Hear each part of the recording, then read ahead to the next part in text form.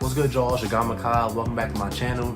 Make sure you leave a like, comment, and subscribe. And if you're new, make sure you subscribe. We're trying to hit 1,000 subscribers. Every subscriber helps. Over here on this channel, we talk about the NBA daily. So if you enjoy the NBA as much as I do, please subscribe. And about 87% of y'all are not subscribed right now, so you know what I'm saying? If you're not subscribed, hit the subscribe button, turn on post notifications. And if you like the video, make sure you like the video. Let's try to get like 30 likes on this video to, help push this video to the YouTube algorithm. But yeah, I want to talk about one of my favorite players in the NBA, one of my favorite point guards, Kemba Walker. Dude from New York, dude from the Bronx, played at UConn, has the iconic step back, buzzer beater in the March Madness tournament, all that stuff. We all know that on him. But Kemba, to start the season, he was out with like a knee injury. I think he got an injection of stem cells into his knee, so he couldn't play the first couple of games for the the Celtics. I think he missed about a month for the Celtics. He didn't come back until January, like mid-January. And when he first came back, he was horrible. Like he was getting the separation he needed to hit his shots, but those shots were not falling. He just looked overall rusty. He's scoring like 10 points, 12 points. Not doing Kemba Walker things that we're used to seeing from him. And then as of late, he's really turned it up. As of late, the last, I want to say, about 5 games, he's really been stringing together a bunch of, good, efficient, high-scoring games. And like I always say this, but for the Celtics to really have a chance to compete in any game, if Jaylen Brown, Jason Tatum, and Kemba Walker all have good games, the Celtics are most likely going to win that game. But it seems that too often, if Kemba has a good game, one of the Jays is not going to have a good game. If both Jays have a good game, Kemba's not going to have a good game. And I don't know, it's like this weird dynamic with the Celtics. It's like all 3 of their stars can never have a good game together. And if all 3 of them have a good game, like I just said, they're unstoppable. I don't think anybody can beat them if all 3 of them consistently have good games. But it just seems like they kind of take turns every night, you know what I'm saying? Like, they take turns, like, oh, y'all 2 have a good game, I'ma just chill. Y'all 2 have a good game, I'ma just chill. It's like this weird dynamic with the Celtics. And the last 5 games, Kemba Walker is averaging 25 points on 45% shooting. And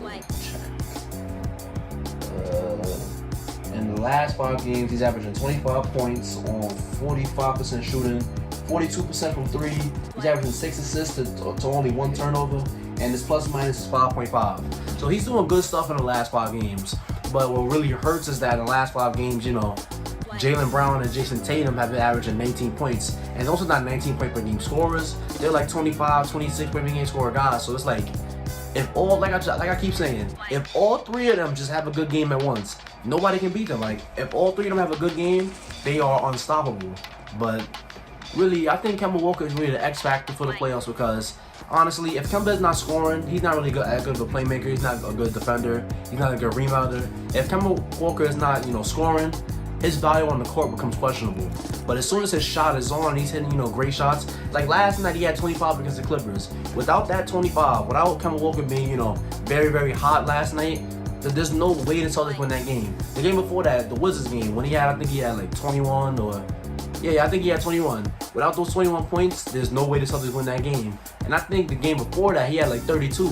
Without those 32 points, there's no way the Celtics win that game. So it's really like, when Kemba Walker is on offensively, when Kemba Walker is hot, he's really one of the hardest guys in the NBA to stop because no matter what, if he's hot or cold, he's going to create that space. But it's just about him capitalizing on creating that space for the Celtics to win these games. And when it comes to the playoffs, Kemba Walker, like I said, is always the X factor because if he's not scoring, all he is out there is a defensive liability who's not doing anything else for the team. Because obviously in the playoffs, Kemba Walker is a very, very poor defender. He's short, he's not very strong, he's not very long.